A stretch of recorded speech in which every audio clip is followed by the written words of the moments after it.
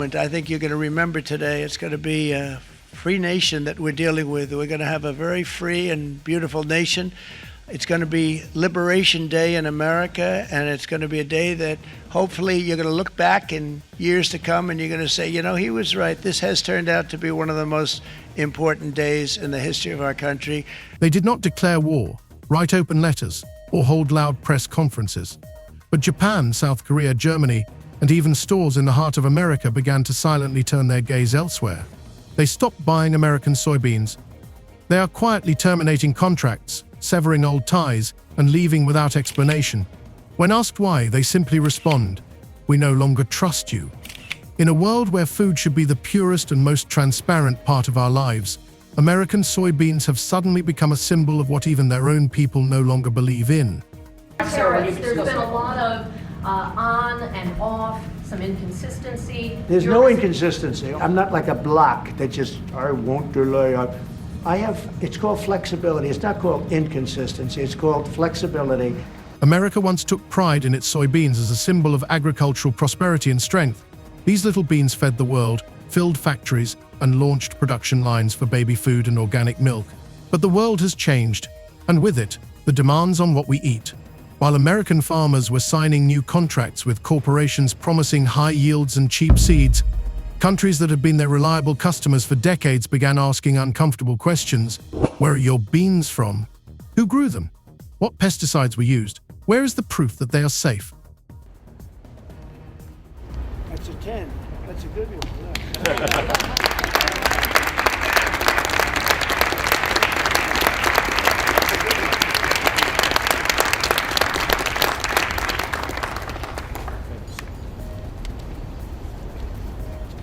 And when the answers didn't come, they turned around and left.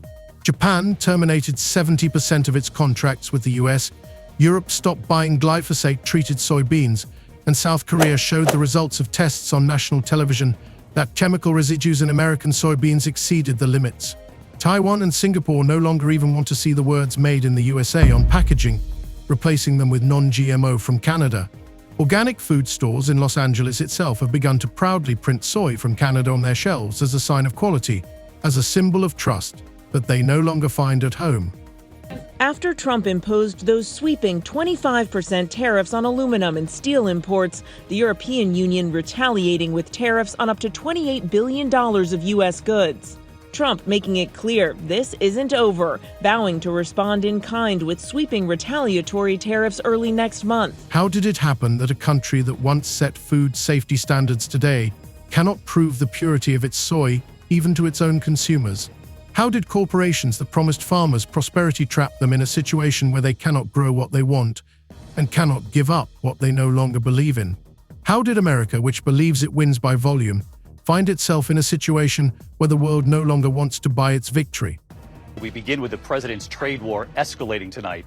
This evening, the retaliation against the United States, Canada, and the European Union responding quickly, just hours after President Trump's 25% tariff on all steel and aluminum coming into the United States. Canada, the largest supplier of steel to the U.S., slapping new tariffs on $20 billion worth of U.S. goods that are sold in Canada.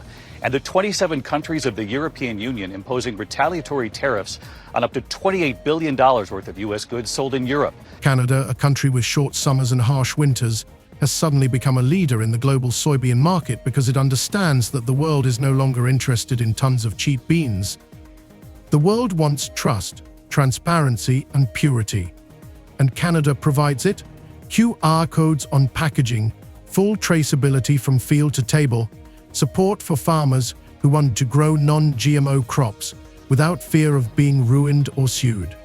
And police in Italy are investigating possible arson after a fire destroyed more than a dozen Tesla vehicles. Elon Musk is calling the incident at a Rome dealership terrorism. This comes as Tesla has been the target of recent protests around the world. In this video, we will show how, in just a few years, America lost the trust of the entire world. How a small soybean became a mirror reflecting the true problems of a huge agricultural power. And most importantly, we will ask the question, is it still possible to regain the lost trust? Or will America continue to produce soybeans that no one needs anymore? After weeks of whiplash, Trump threatening tariffs, imposing some and walking back others, many Americans are feeling the uncertainty. In Swisher, Iowa, distillery owner Jeff Quint says it's paralyzing. The bourbon industry is going to be collateral damage in this tariff war. I don't really think there's any way around that. And he's not alone. Tonight, the majority of Americans, 61%, now say they disapprove of how the president is handling tariffs. 56% say they disapprove of his handling of the economy overall. But the president has dismissed those concerns tonight, saying he has the right to change course. America has come to regard soybeans as a symbol of its agricultural power, as recognizable as the dollar in Hollywood. Over the decades, this country has built entire cities around soybean processing, export, and contracts, shipping millions of tons of this humble bean to Japan, South Korea, Europe, and Asia without even considering that something could go wrong. After all, who can resist cheap, affordable, consistently available soy, which is the basis of food chains from baby formula to animal feed? But the world has changed, and America has failed to notice that in the world of food, as in the world of technology, an era of transparency, accountability, and purity is dawning. And while America continued to proudly ship out GMO soybeans grown on fertilizers, covered in glyphosate, and grown under contracts with corporations that didn't even allow farmers to save their own seeds, other countries began quietly closing their doors.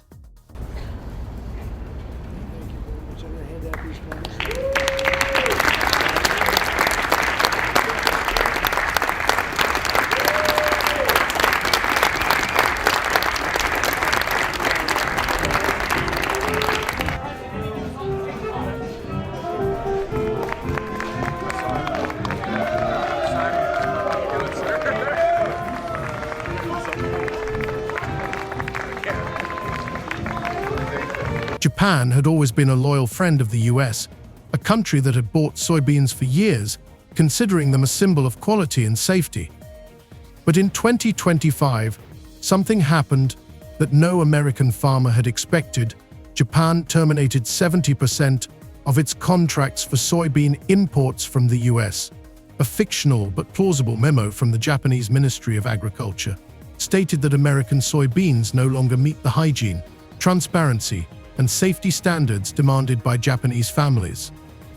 US President Donald Trump has announced a 25% tariff on all car and light truck imports into the country. It's due to come into effect on April 2nd. Economists and world leaders are warning that it will be a tax on consumers and have a chilling effect on the global economy. But to Americans, Trump paints a rosy picture, predicting that the levies will spur growth. Indeed, the Japanese media conducted an expose investigation. 12 out of 20 batches of soybeans imported from the US were found to contain traces of glyphosate exceeding Japan's permissible limits, as well as lacking non-GMO certification. When journalists asked families in Tokyo what they thought about American soybeans, a mother of two, the subject of the story, said, "My children deserve better. I want to know where the food I put on their plates comes from." She showed a package labeled non-GMO soy from Canada with a QR code that allowed the beans to be traced from a farm in Alberta to a store in central Tokyo. This started a trend. Japanese consumers began switching to Canadians' Maybeans en masse, willing to pay 25% more per kilogram for transparency and safety guarantees. Ready? The higher the tariff, the more likely it is that the company will come into the United States and build a factory in the United States so it doesn't have to pay the tariff. That will take many, as you know, that will take many years.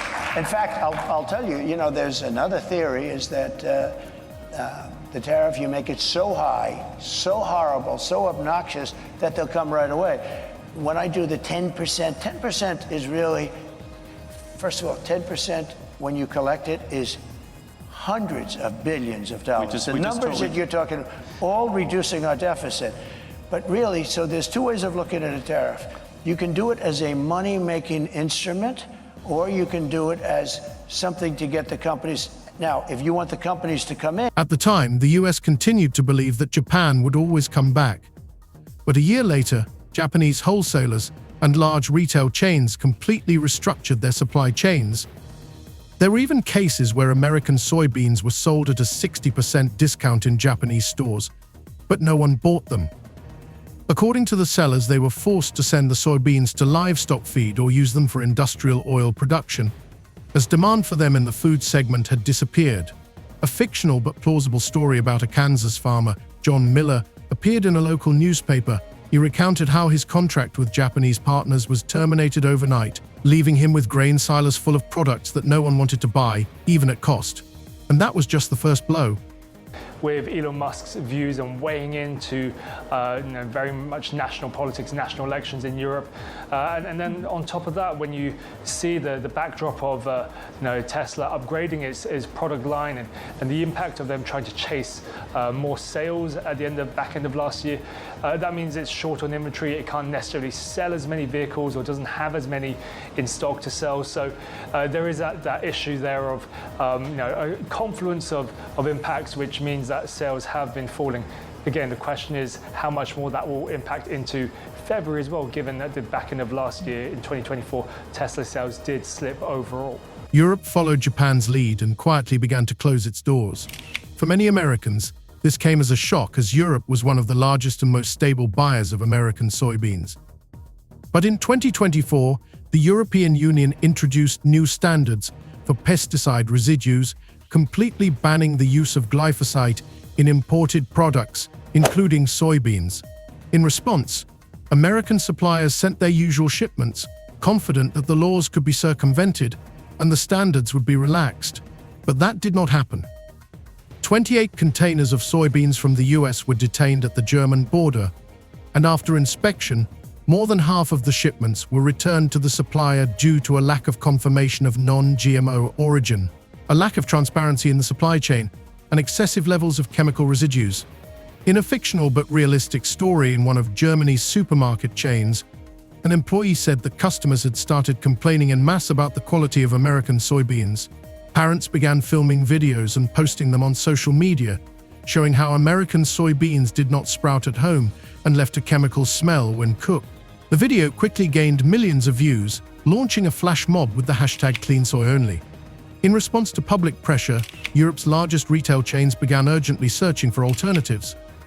They turned their attention to Canada, where farmers with government support were growing soybeans without the use of GMOs or pesticides, with each grain labeled and traceable to a specific field via a QR code.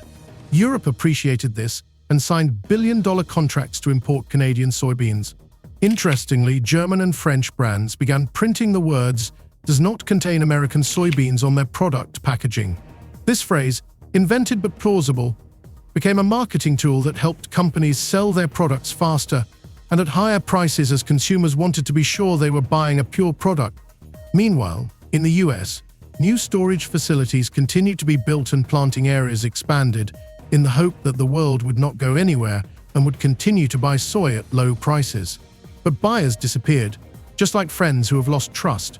And when packages labeled non-GMO soy from Canada appeared in American organic grocery stores, it came as a shock to local farmers because their own country preferred imports to supporting its own production.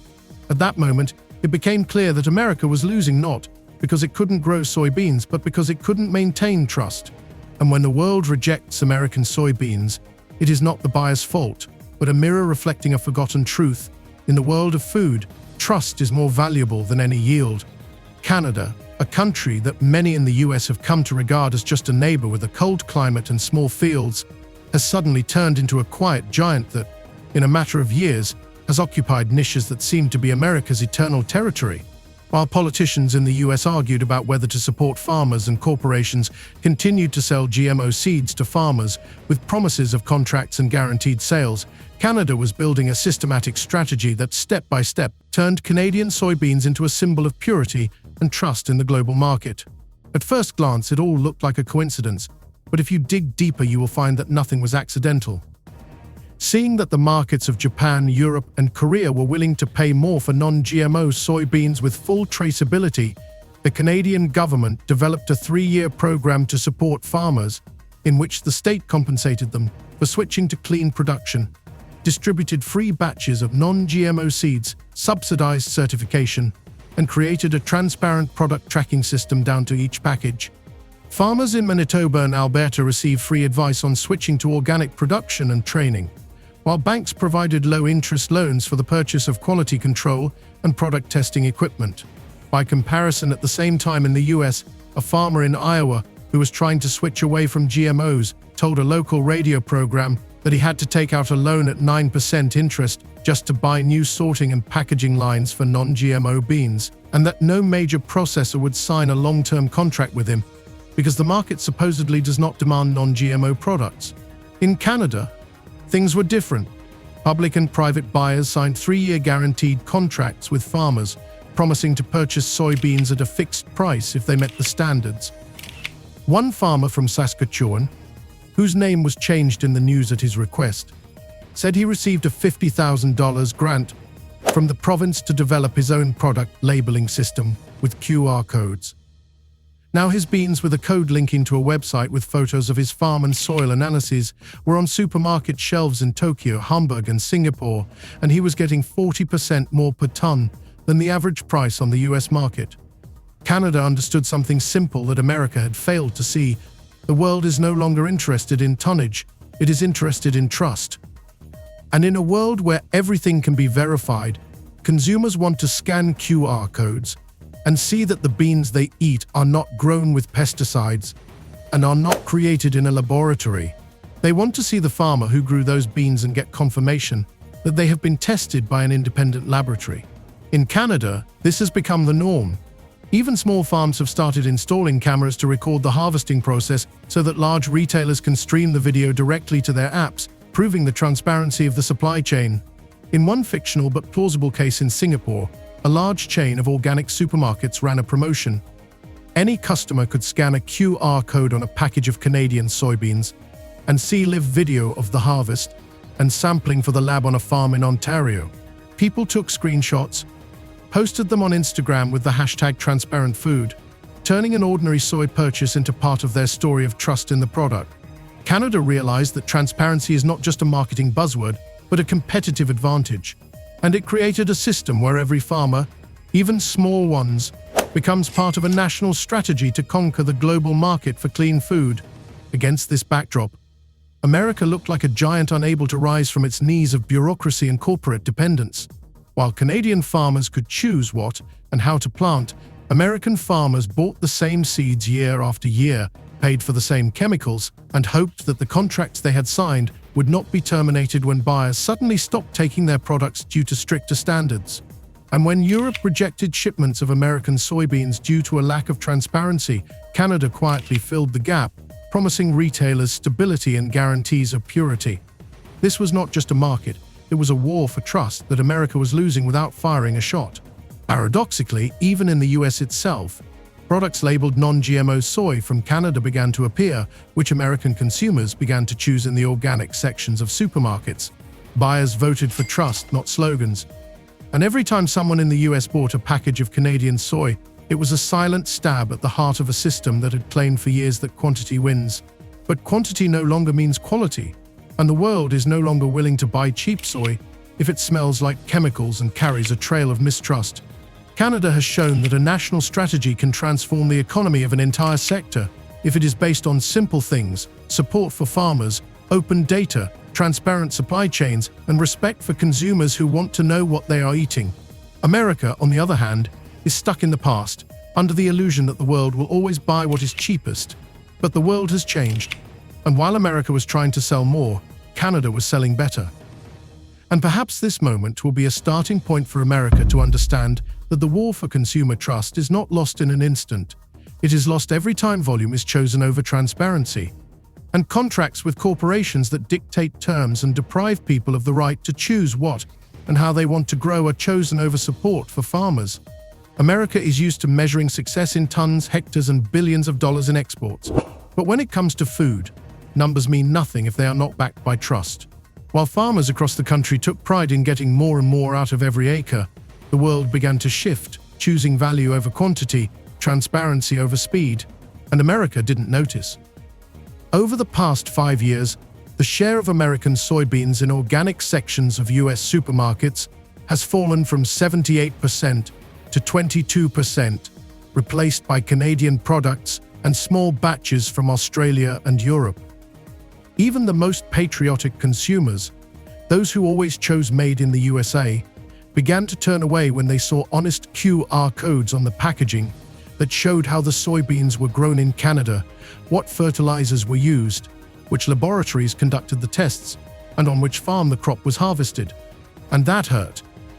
Because while farmers in Nebraska and Iowa continued to believe that the world would not abandon their beans, even in stores in Los Angeles and New York, posters began to appear, "Our organic products are from Canada." Sellers openly said that American soybeans did not pass independent inspections, that some batches were found to contain excessive residues, that there were no proper certificates, and most importantly, that there was no transparency. In a fictional but plausible case, a premium supermarket chain in California launched an advertisement, "Quality without compromise, non-GMO soy from Ontario," and this ad went viral because people started discussing why they had to buy soy from their neighbors when it was supposedly the main agricultural product of the United States.